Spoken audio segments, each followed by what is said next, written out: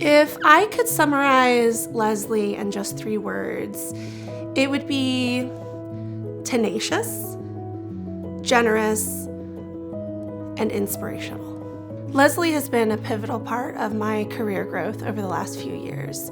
She gave me an opportunity when I didn't know I needed one.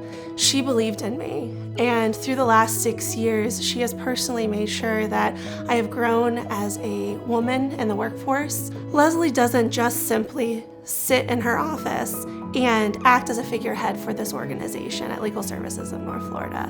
What inspires me about her is watching her work so intimately with our partners, to see her care so much about the people we serve. When Leslie served as the president of the Florida Legal Aid Association, she was able to bring organizations across the state together to ensure that the scope of service to those not able to access justice was further reached.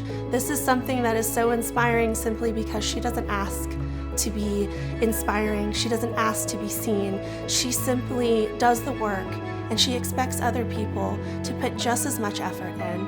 And she praises them, she supports them as they fail and try, and it's an incredible opportunity to be learning at her feet. One of my favorite stories about Leslie is when she talks about growing up and how her mother always told her she had this deep sense of justice. And watching her and the way that she interacts with clients and partners really illustrates that point.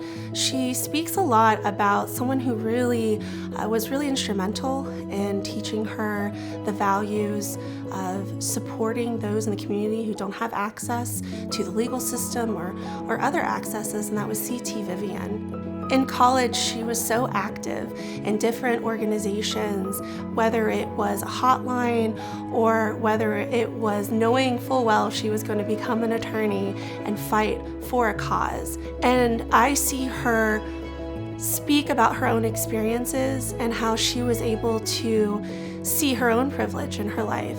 And she saw just how dire other people's situations were.